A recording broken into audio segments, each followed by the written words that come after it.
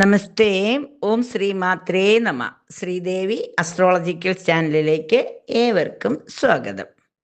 സ്വർഗവാതിൽ ഏകാദശി, അത് തന്നെയാണ് വൈകുണ്ഠ ഏകാദശി.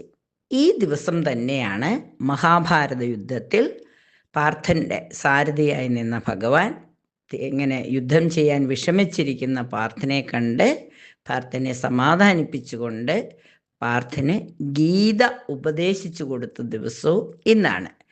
ഈ ദിവസത്തിൻ്റെ പ്രാധാന്യം മനസ്സിലാക്കിക്കൊണ്ട് നമ്മൾ വൈകുണ്ഠ ഏകാദശി നാൾ, അതായത് സ്വർഗവാതിൽ ഏകാദശി നാൾ ഗീതാ ജയന്തിയായിട്ടും ആഘോഷിക്കുന്നുണ്ട്. ഈ പുണ്യ ദിനത്തിൽ നമുക്കൊന്ന് ഗീതാസാരം ഒന്ന് കേട്ടു നോക്കാം.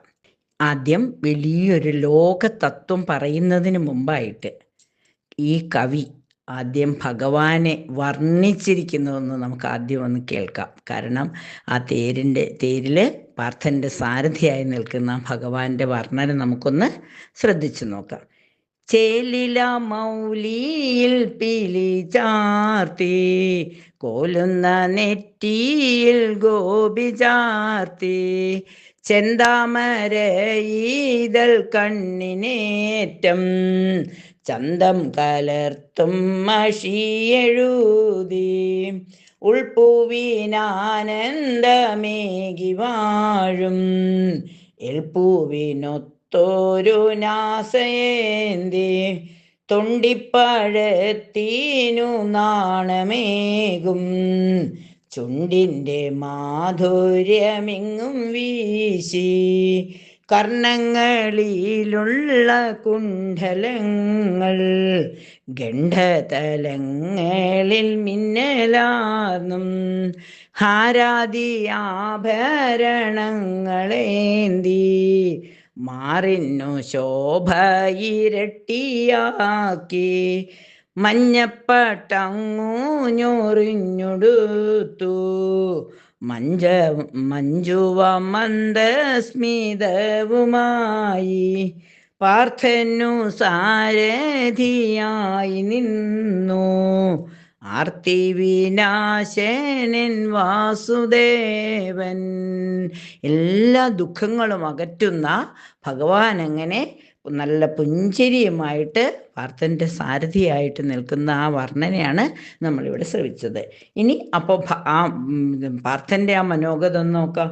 തേരിൽ വികാരമിയെന്നിരുന്ന വീരനാമർജുനനേവമോദി, രണ്ടു സേനയ്ക്കുമിടയിലായി അച്യുത കൊണ്ടുപോയി തേരു നിർത്തൂ, കാണട്ടെ ഞാനീ രണാങ്കണത്തിൽ പോരിന്നു വന്നു നിരന്നവരെ. ഉടനെ ഇങ്ങനെ എല്ലാവരും ഒന്ന് ഞാൻ കണ്ടോട്ടെ കൃഷ്ണ എന്ന് പറയുമ്പോൾ ഭഗവാൻ പറയാണ്, എന്നതു കേട്ടുടൻ കൃഷ്ണനപ്പോൾ മുന്നോട്ടു തേരിനെ കൊണ്ടു നിർത്തി. പാർത്ഥൻ പറഞ്ഞതനുസരിച്ചിട്ട് മുന്നോട്ട് തേരിനെ കൊണ്ടു നിർത്തി. അയ്യോ ഭഗവാനെ തമ്പുരാനെ, വയ്യേ ബന്ധുക്കളെ കൊല്ലുവാനോ, ബന്ധുക്കളെ കൊന്നു രാജ്യമാളും എന്തിനു സൗഖ്യമി എന്നിടാനോ, കൗരവരെന്നെ വധിക്കുകയിലും പോരവരോടു ഞാൻ ചെയ്യുകയില്ല. ഏവം ഗതിച്ച ധനജ്ഞയന് ഭാവം പകർന്നതു കണ്ട നേരം. ഇങ്ങനെ വികാര വിക്ഷോഭത്തോടുകൂടി ഇങ്ങനെ എനിക്കിതൊന്നും പറ്റില്ല കണ്ണാ എന്ന് വിഷമിച്ചുകൊണ്ട് ഇങ്ങനെ പറയുമ്പോൾ ഭഗവാൻ ഇത് മനസ്സിലാക്കിയിട്ട്, ഭാവജ്ഞനാം ഭഗവാൻ മുകുന്ദൻ ഈ വണ്ണമോദീനാൻ സാവധാനം, ഇല്ലാത്തതുണ്ടാകയില്ലയല്ലോ ഇല്ലാതെ പോകയില്ലുള്ളതൊന്നും, ഇല്ലാത്തതുണ്ടാകയില്ലയല്ലോ ഇല്ലാതെ പോകയില്ലുള്ളതൊന്നും. ദേഹിക്കു നാശമുണ്ടാകയില്ല, ദേഹം നശിച്ചിടുമെന്നാലും ആരെയും ആത്മാവു കൊല്ലുകില്ല, ആരാലും കൊല്ലപ്പെടുന്നുമില്ല.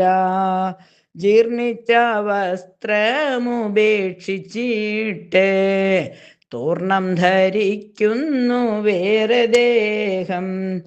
ആത്മാവേ അഗ്നി ദഹിപ്പിക്കില്ല, ആത്മാവലിഞ്ഞു പോകുന്നതില്ല.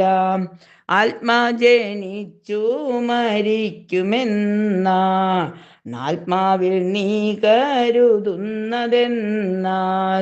തിണ്ണം മരിച്ചവൻ ജാതനെന്നും തിണ്ണം ജനിച്ചവൻ ചാകുമെന്നും നന്നായി അറിഞ്ഞു നീ സ്വസ്വധർമ്മം. സംശയം കൂടാതെ ചെയ്ക വേഗം, കർമ്മം ചെയ്വാനധികാരി നീയാം.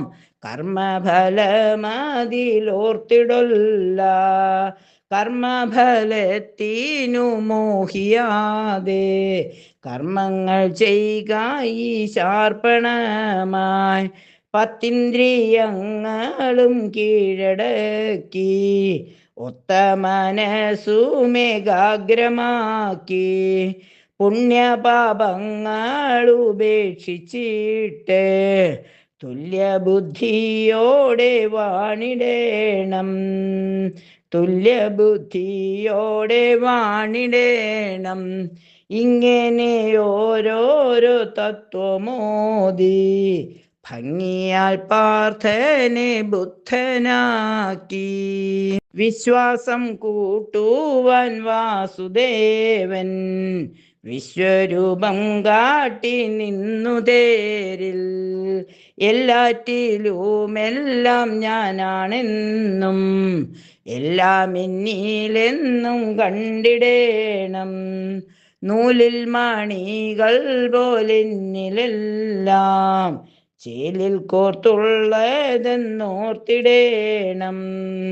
നൂലിൽ മണികൾ പോലെന്നിലെല്ലാം ചേലിൽ കോർത്തുള്ളതെന്നോർത്തിടേണം. സാക്ഷാൽ ഭഗവാനിൽ നിന്നിവണ്ണം തത്വാർത്ഥമെല്ലാം ഗ്രഹിച്ച നേരം ഭക്തപ്രിയ കരുണാംബുരാശേ വക്തവ്യമില്ലാത്ത വൈഭവമേ താവകാനുഗ്രഹം ഹേതുവായൻ ശോകമോഹങ്ങളൊഴിഞ്ഞുവല്ലോ. ഇത്തം പറഞ്ഞെഴുന്നേറ്റു വേഗം പാർത്ഥൻ സ്വധർമ്മം നടത്തിക്കൊണ്ടാൻ, പാർത്ഥൻ സ്വധർമ്മം നടത്തിക്കൊണ്ടാൻ. ദുര്യോധനാദി ശത്രുക്കളെയും നിഗ്രഹം ചെയ്തു ജയം വരുത്തി ഒന്നു ശ്രമം ചെയ്ത നേരം ദൈവം നന്നായി സഹായിച്ചു പൂർണ്ണമാക്കി. എങ്ങു യോഗീശ്വരൻ കൃഷ്ണനുണ്ടോ അങ്ങു ധനുർധരൻ പാർത്ഥനുണ്ട്. ഗീത പഠിക്കുന്ന വീട്ടിലെല്ലാം ശ്രീദേവി വന്നു വിളങ്ങിക്കാണും. ഗീതാപാഠം ചൊല്ലിക്കേട്ടുവെന്ന മോക്ഷമുണ്ടായിടും വൃക്ഷങ്ങൾക്കും സർവചരാചരങ്ങൾക്കിതീനാൽ സർവത്ര മംഗളം വന്നിടട്ടെ. സർവചരാചരങ്ങൾക്കിതീനാൽ സർവത്ര മംഗളം വന്നിടട്ടെ. ഈ ഗീതാസാരം കേട്ടുകൊണ്ട് എല്ലാവരും ഗീത ചൊല്ലാൻ പഠിക്കൂ. ഗീത പഠിച്ച് നമ്മുടെ ഗീതാർത്ഥബോധത്തോടുകൂടി വായിക്കൂ. നമ്മളുടെ എല്ലാം കർമ്മങ്ങളെല്ലാം നമ്മൾ കർമ്മഫലമില്ലാതെ, കർമ്മഫലത്തിന് മോഹിക്കാതെ കർമ്മങ്ങൾ ചെയ്യുമ്പോൾ ഭഗവാൻ എല്ലാത്തിനും ഫലം തരുമെന്നുള്ള വിശ്വാസത്തോടുകൂടി ഈ ഗീതാ ജയന്തി ദിനത്തിൽ എല്ലാവരും ഗീതാസാരം ചൊല്ലുവാൻ തയ്യാറാകും എന്നുള്ള വിശ്വാസത്തോടുകൂടി നന്ദി, നമസ്കാരം.